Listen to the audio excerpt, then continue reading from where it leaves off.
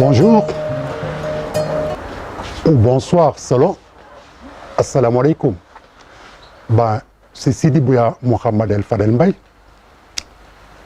connu sous le nom de Sidi Bouya Mbaye dans l'écriture, qui professeur, mais surtout non-voyant.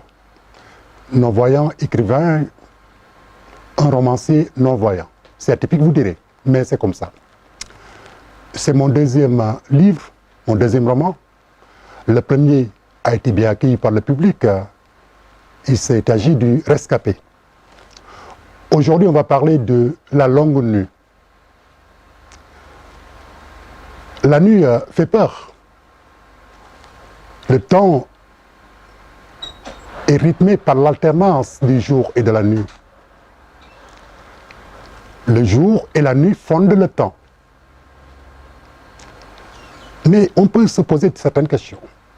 Y a-t-il possibilité de jour sans nuit? Je ne le pense pas. Mais de nuit sans jour, oui, une longue nuit. La nuit de l'aveugle.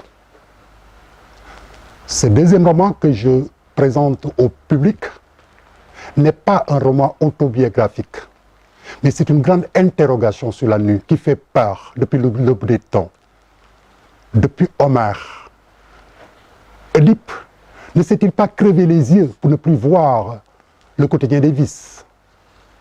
Comme d'autres hommes de Dieu, des hommes de dimension, notamment Elhaji Malick Sy, ne disait-il pas qu'il préfère le silence des yeux?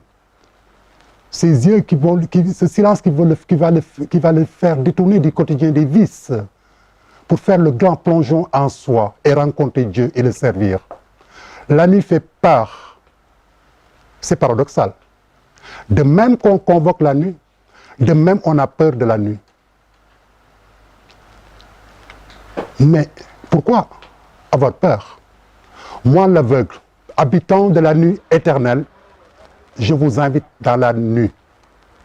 C'est un roman de témoignage, mais qui traite de tous les aspects de la vie vue dans l'absence de vue.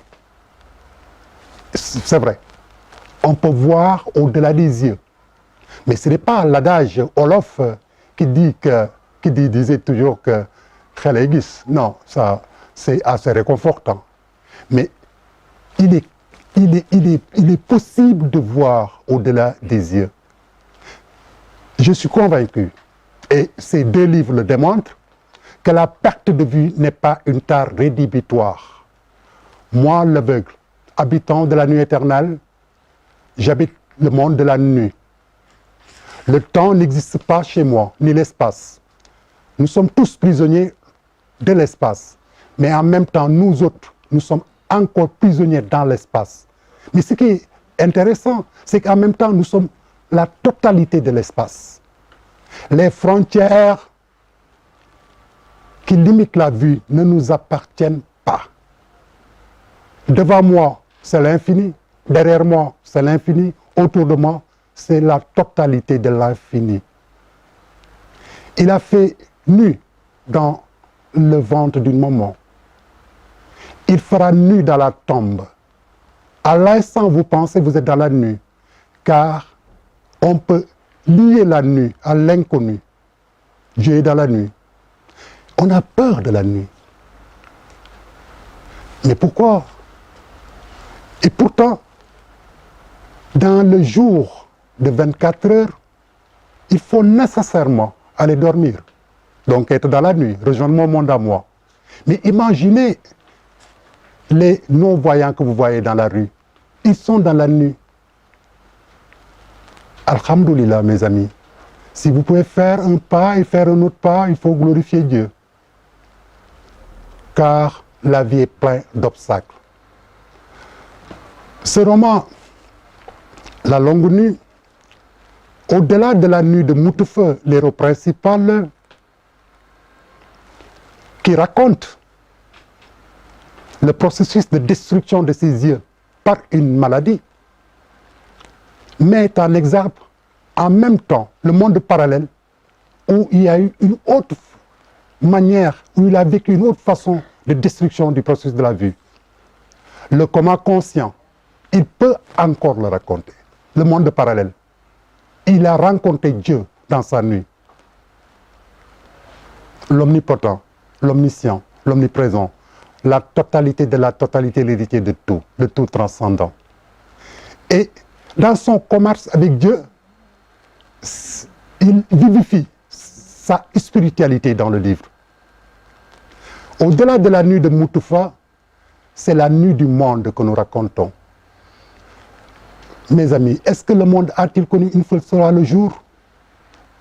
Le sous-développement, les incertitudes, les interrogations multiples qui interpellent l'homme, tout ça fonde ma conviction que le monde n'a jamais connu de nuit.